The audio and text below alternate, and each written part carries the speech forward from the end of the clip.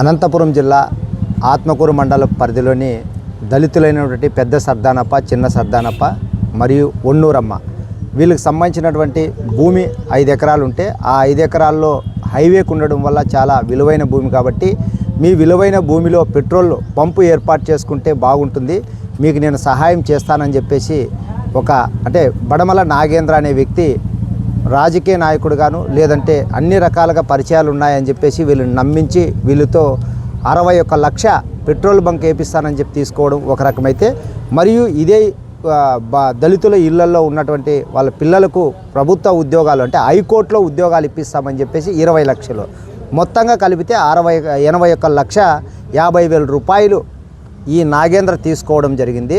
మరి ఈ నాగేంద్ర తీసుకొని 2021 నుంచి ఇప్పటి వరకు అంటే 4 సంవత్సరాల కాలం నుంచి కూడా ఈ డబ్బులు తీసుకొని ఒకవైపు ఉద్యోగాలు ఇప్పించలేదు, అక్కడ పెట్రోల్ బంకు కూడా ఓపెన్ చేయలేదు. మరి ఏం జరుగుతుందని చెప్పేసి మాలాంటి కుల ప్రజా సంఘాల దగ్గరకు వస్తే మరి ఈ నాగేంద్రని ప్రశ్నిస్తే నాగేంద్ర దాటివేసే విధంగా తప్పించుకునే విధంగా మాట్లాడడం జరుగుతుంది. దీంతో ఈ అమాయకులైనటువంటి దళితులకు నాగేంద్ర మోసం చేసిన విధానం అర్థమైపోయింది. మరి మా డబ్బులు మాకు తిరిగి ఇవ్వాలని చెప్పేసి వాళ్ళని ఏదో అడిగే క్రమంలో వాళ్ళు ఏం చేసినారంటే ఇంతకుముందు కేవలం తెల్ల కాగితం పైన సంతకాలు పెట్టించుకొని వాళ్ళు డబ్బులు తీసుకున్నారు. మరి ఈ మేమంతా కొంత పోయే క్రమంలో ఈ నోట్ పైన అంటే ఈ స్టాంప్ పైన వీళ్ళకి 81,50,000 రూపాయలు తిరిగి ఇస్తానని చెప్పేసి ఒకటి రాయించడం జరిగింది. మరి ఆ డబ్బులు ఇవ్వండి అని చెప్పేసి ఇది బాధితులు దళితులు అయినటువంటి వీళ్ళు పోయి అడిగితే వాళ్ళని భయపెట్టి ఇబ్బంది పెట్టి నా మీద దాడి చేసినారని చెప్పేసి నన్ను చంపడానికి ప్రయత్నం చేసినారనేటువంటి కారణాలు చూపి 4th టౌన్ పోలీస్ స్టేషన్లో ఫిర్యాదు చేసి ఈ అమాయక దళితులపై కేసు కూడా నమోదు చేయించడం జరిగింది. మరి ఇట్లా చెప్పుకుంటూ పోతే ఈ నాగేంద్ర గతంలో కూడా మేము మా కుల సంఘాలుగా మేము ఎవరి నాగేంద్ర ఏం చేస్తుంటాడని తెలుసుకుంటే ఇతని పనే అమాయక ప్రజలను మోసం చేయడం. ఇట్లా లక్షల రూపాయలు వాళ్ళ దగ్గర ఉద్యోగాలు ఇప్పిస్తాము, లోన్లు ఇప్పిస్తాము, ఇట్లా పెట్రోల్ బంకులు ఏర్పాటు చేయిస్తామని చెప్పేసి నమ్మబలికించి లక్షల రూపాయలు అతను వసూలు చేసుకొని లగ్జరీ జీవితాన్ని అనుభవిస్తున్నట్లు మాకు తెలిసింది. మరి ఆయన చెప్పే క్రమంలో నేను మానవ హక్కుల సంఘంలో పనిచేస్తున్నాను, నేషనల్ లీడర్ నేనని చెప్పేసి ఈ అమాయక ప్రజలను కూడా భయపెట్టి వాళ్ళని ఇబ్బంది పెట్టి మీరు ఎక్కడ పోయినా ఏమి చేసుకోలేరు, నేను ఇస్తే డబ్బులు తీసుకోవాలి లేకుంటే లేదనే రకంగా కూడా వాళ్ళని ఇప్పటికీ నాగేంద్ర భయపెట్టడం అనేది కూడా చాలా దుర్మార్గం. మరి ఇట్లా చెప్పుకుంటూ పోతే ఈ దళితులు వాళ్ళకున్న విలువైన భూమిని అతన్ని మాయలో పడి అమ్మేసినారు. మళ్ళీ నాగేంద్ర కూడా ఇంతకుముందు ఈ దళిత బాధితులు అమాయకులు చూపించారు. అంటే పెట్రోల్ బంకు వాళ్ళ ఇంటి దేవుడైనటువంటి మలోబులేశ్వర పెట్రోలింగ్ పంప్ అని చెప్పేసి కూడా వాళ్ళ పేరు మీదే కూడా ఒకటి ఫర్మ్ ఓపెన్ చేసినట్లు అంటే ఫేక్ ఫర్మ్ అనమాట అది.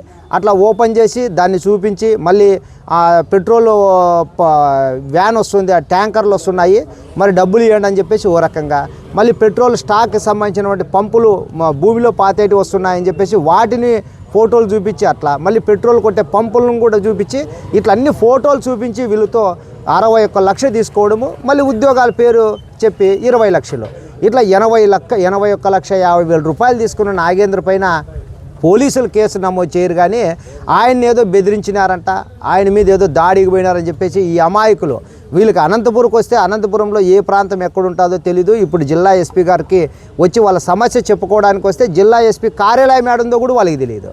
మరి అటువంటి వాళ్ళు ఈ ఒకవైపు బెంగళూరు, హైదరాబాదు, అమరావతి, ఢిల్లీ లాంటి ప్రాంతాల్లో తిరిగే నాగేంద్ర మీద దాడి చేస్తారా? అతన్ని ఏమన్నా దూషిస్తారా? అతని మీద ఏమన్నా గట్టిగా మాట్లాడేంత ధైర్యం కూడా వాళ్ళకి లేదు. మరి ఇదే నాగేంద్ర ఇంకొక అవతారం కూడా ఎత్తుతున్నాడు. అంటే నాకు నారా లోకేష్ తెలుసు అని చెప్పేసి నారా లోకేష్ దగ్గర ఫోటో దిగిన ఫోటోల్ని వీళ్ళకి సెల్ ఫోన్లో వాట్సాప్ పెట్టడము, లేదంటే అవి చూపించి నాకు నారా లోకేష్ తెలుసు, చంద్రబాబు నాయుడు తెలుసు, ఇంకా చాలామంది ఎమ్మెల్యేలు తెలుసు అని చెప్పేసి ఆయన కద్దరు బట్టలు వేసుకొని కారుల్లో తిరుక్కుంటా ఇట్లాంటి అమాయక దళితులను మోసం చేస్తున్నారు. మళ్ళీ ఎవరిని మోసం చేసింటారు, ఎవరి మీద దాడి చేసింటారు అనేది పోలీసులకు కూడా ఇట్లే ప్రత్యక్షంగా అర్థమైపోతుంది.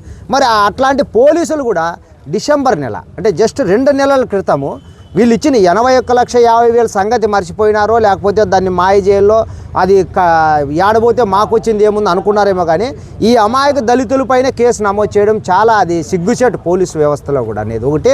మళ్ళీ రెండోది కూడా ఇంకోటి ఏమంటే ఈ నాగేంద్ర కొడుకు యువ నాయకుడంట, ఆయన కూడా ఒకవైపు దగ్గుబాటి వెంకటేశ్వరరావుని పెట్టుకున్నాడు, మళ్ళీ దగ్గుబాటి వెంకటేశ్వర ప్రసాద్ని ఎమ్మెల్యే, అనంతపురం అర్బన్ ఎమ్మెల్యే, మళ్ళీ జేసీ పవన్ కుమార్ రెడ్డిని, వాళ్ళనొకరిని వీళ్ళనొకరిని పక్కన పెట్టుకొని ఫోటో చూపించి నాకు ఇగో ఇతను తెలుసు అని చెప్తున్నాడు. అంటే తండ్రి చూస్తే అట్లా, కొడుకు చూస్తే ఇట్లా. అంటే రాజకీయ నాయకులతో ఫోటోలు దిగితే ప్రజల్ని అమాయకుల్ని ఎట్లా పడితే అట్లా మోసం చేయొచ్చా? మరి దీనంతా కూడా ఇప్పుడు ఈ మీడియా ద్వారా అయినా కానీ ఒకవైపు నారా లోకేష్ గారు కానీ, లేకుంటే అర్బన్ ఎమ్మెల్యే దగ్గుబాటి వెంకటేశ్వర ప్రసాద్ గారు కానీ, జేసీ పవన్ రెడ్డి గారు కానీ ఖచ్చితంగా వాళ్ళలో చిత్తశుద్ధి ఉంటే, వాళ్ళ ప్రజల పక్షాన కానీ దళితులకు న్యాయం చేయాలనే విధానం ఉంటే వాళ్ళు కూడా విచారణ చేయమనండి. వాళ్ళ ఫోటోలు చూపించినారంటేనే అది నిజమనేది కాదు. వాళ్ళు కూడా ఎంక్వైరీ చేసి ఈ నాగేంద్ర వాళ్ళ పేరు చెప్పుకొని ఎంతమంది ప్రజలను మాయ చేసి మోసం చేస్తున్నాడు అనేది తేల్చమనండి. తేల్చి ఖచ్చితంగా ఈరోజు మేము దళిత గిరిజన సంఘాల జేఏసీ ఆధ్వర్యంలో జిల్లా ఎస్పీ గారిని కలుస్తున్నాం. బాధితుల పక్షాన, బాధితులకు న్యాయం చేయని పక్షంలో ఈ పోరాటం వేరే వేరే రకంగా కూడా మల్లుతుంది.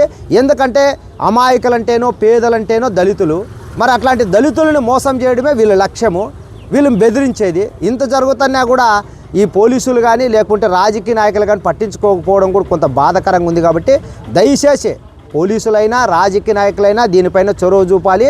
ఈ దళిత అమాయకులైనటువంటి చిన్న సర్దానప్ప, పెద్ద సర్దానప్ప, ఒన్నూరమ్మలకి వాళ్ళు భూమి అమ్ముకొని డబ్బులు వాళ్ళు ఇచ్చేసినారు. కాబట్టి 81,50,000 రూపాయలు ఈ బడమల నాగేంద్రతో ఇప్పించాలని చెప్పేసి మేము జేఏసీగా డిమాండ్ చేయడం జరుగుతుంది.